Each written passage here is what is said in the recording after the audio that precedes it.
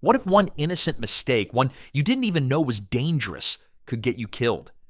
In ancient Rome, that wasn't rare. It was expected. The scariest part? These weren't crimes, they were everyday actions. So what were they, and how could something so small mean the difference between life and death? Forget what you think you know about free speech in ancient Rome. One careless word could get you executed faster than you could say, "Hail Caesar."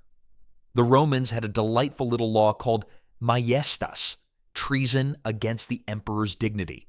Think of it as the world's first cancel culture, except instead of losing your Twitter account, you lost your head. Say something sarcastic about Caesar's new haircut? Congratulations, you just earned yourself a public execution. Let's be clear about how this actually worked. You didn't need to plot assassination or steal state secrets.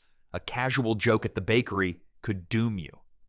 Wonder if the emperor ever gets tired of that purple toga. Boom, you're dead. It was like having a comedy roast where the only person who got burned was you. Literally. The accusations required zero evidence. None. Just someone pointing a finger and claiming you said something disrespectful. Roman courts had lower standards than a desperate dating app swipe. Hearsay worked perfectly. Suspicion was enough. Tiberius turned this paranoid system into an art form, executing dozens for minor comments. Your own slaves could testify against you under torture. Roman comedy clubs must have had the worst audience retention rates in history. Even poets weren't safe. Write something that could be interpreted as mocking? Dead. Citizens were expected to praise the emperor constantly, even in private. Public trials became theatrical performances where judges competed to show loyalty by handing out death sentences. Anyone telling you Romans valued free expression hasn't looked at the execution records. This created a society of whispers and paranoia that would make modern surveillance states jealous. Religious comments carried equal danger, mock the gods or Roman traditions, and face execution. The enforcement was random and brutal, which made it even more effective. You could make casual comments for years without consequence, then suddenly someone decides that joke you made 3 months ago was treasonous. Roman justice had the predictability of a rigged casino where the house always won and the stakes were always your life. Roman justice had the predictability of a rigged casino where the house always won. But speaking wasn't the only way to accidentally commit treason in Rome. Sometimes your fashion choices could be just as deadly, and trust me, you won't believe what could get you killed just for getting dressed. Purple fabric in ancient Rome wasn't just expensive, it was potentially fatal. Not because it looked terrible, but because wearing it could get you killed by the state. Let's be clear about why purple was so dangerous. Tyrian purple dye came from thousands of crushed sea snails, making it the most expensive color in the ancient world. Each garment required massacring enough marine life to stock a small aquarium. The process was expensive, time-consuming, and smelled like a fish market during a power outage. The color hierarchy was brutally simple and absolutely enforced. Full purple garments belonged to the emperor alone. Senators could wear a purple stripe on their togas. No wonder they made it exclusive. Who else would want to wear something that cost a fortune and smelled like low tide? Everyone else could wear literally any other color that existed. Think of it as the world's most exclusive dress code where breaking the rules meant breaking your neck. Anyone telling you this was just about fashion hasn't seen the evidence. Common citizens caught wearing purple-faced accusations of impersonating the emperor. The enforcement varied wildly by emperor. Nero and Domitian treated purple violations like personal attacks on their divine authority. Apparently, ancient Romans took cosplay very seriously, with execution as the penalty for unauthorized imperial impressions. Even tiny details could doom you. A purple thread here, a border there, all potentially fatal choices. The punishment extended far beyond just wearing forbidden colors. Selling purple fabric could get you executed. Merchants lived in constant terror. The psychological impact was brilliant in its simplicity.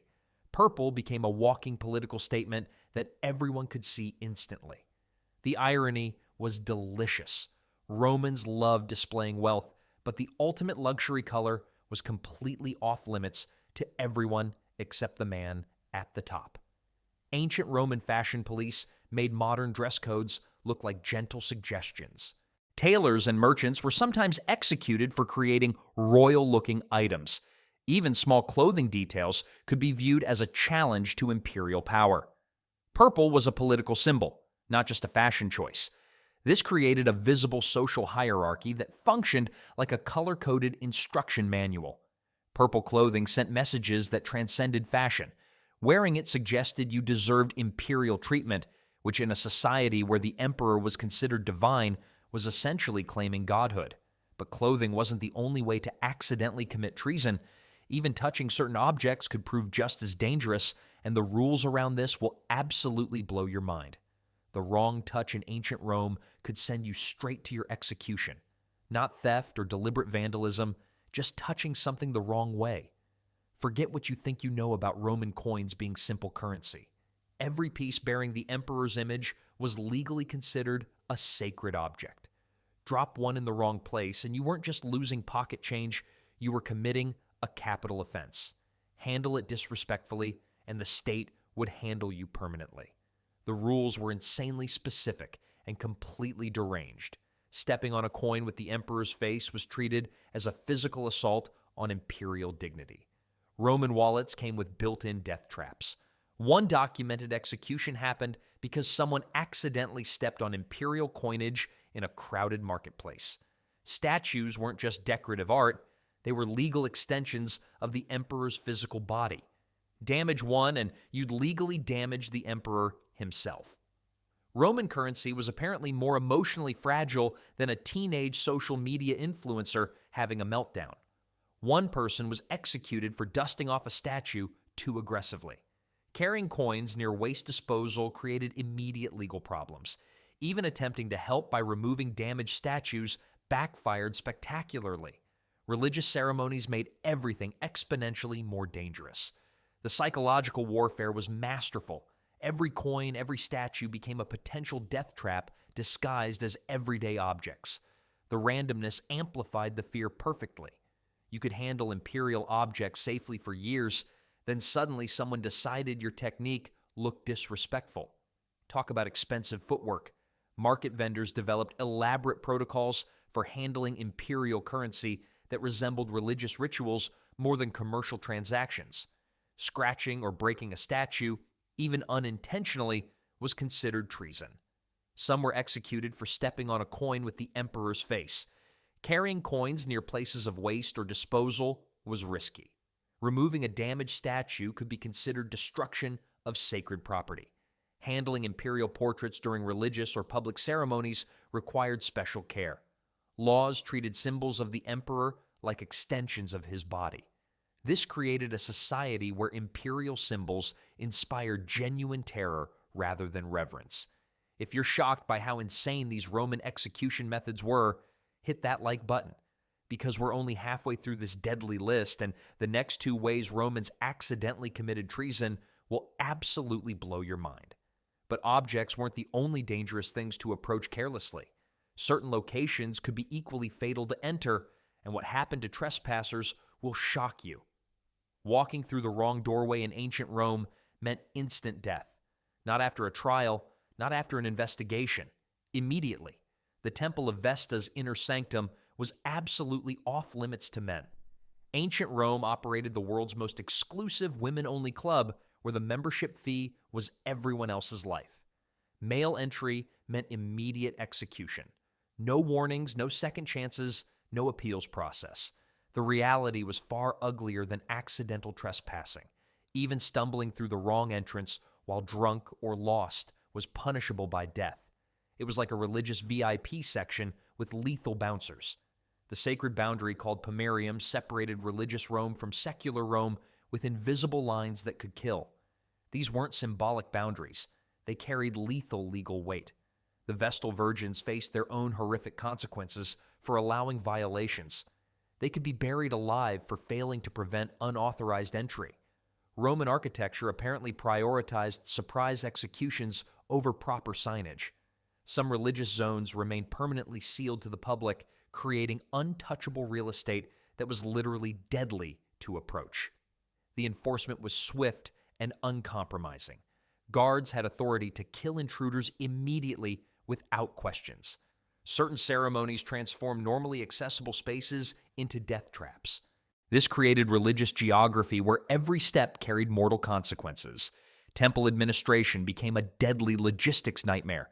Ancient Rome had the worst directions in history. Turn left at the temple, but don't actually turn left or you'll die. The psychological impact was devastating. Sacred spaces inspired genuine terror rather than reverence. Romans navigated their own city like a spiritual minefield where wrong turns meant premature death. Men entering space could be killed immediately. Even accidental entry was punishable by death. Sacred boundaries separated religious Rome from secular Rome. Unauthorized entry into sacred areas was viewed as pollution of the space. Vestal virgins were punished with live burial if they allowed violations. Entering shrines during certain ceremonies without proper status could be fatal. Some religious zones were permanently closed to the public. Breaking temple rules could bring religious punishment followed by legal execution. But even outside sacred spaces, your dinner guest list could prove equally dangerous, and the final way Romans accidentally committed treason will leave you speechless. Sharing a meal with the wrong person in ancient Rome could cost you everything: your property, your freedom, your life. Forget what you think you know about ancient hospitality. Giving food to an enemy of the state was a capital crime. Ancient Roman dinner parties required background checks more thorough than modern government security clearances. Feed the wrong hungry person, and you're both heading to the executioner's block. Let's be clear about how broadly they defined this crime.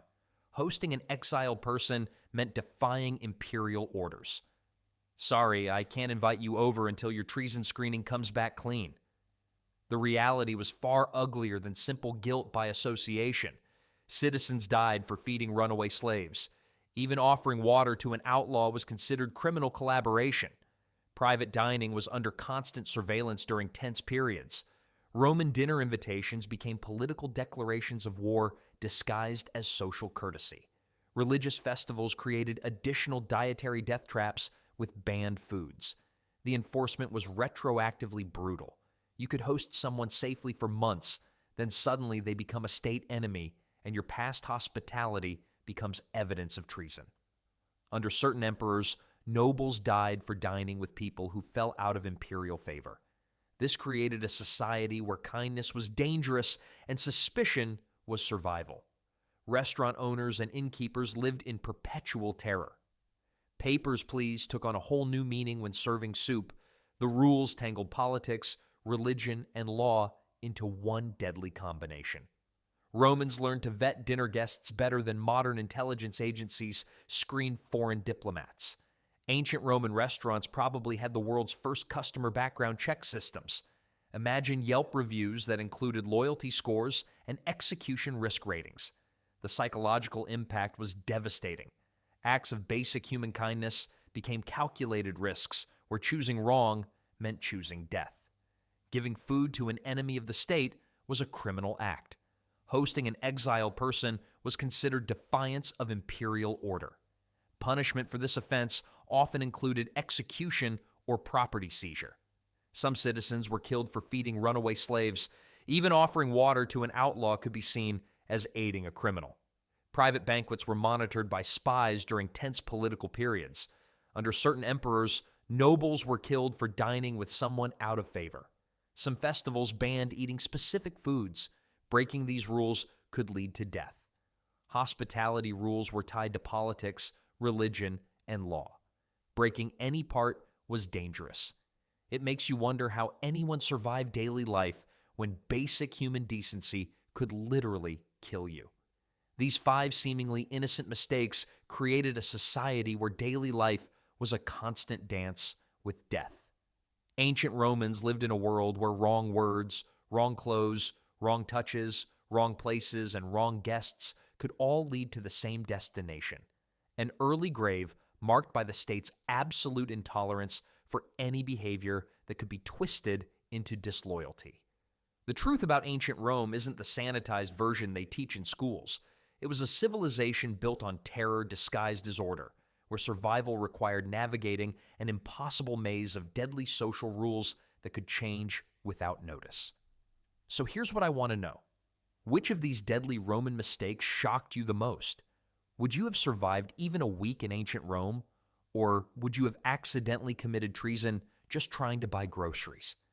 Drop your thoughts in the comments, and if you're ready to discover more brutal truths about history's so-called golden ages, subscribe because the real stories are always darker than they taught you in school.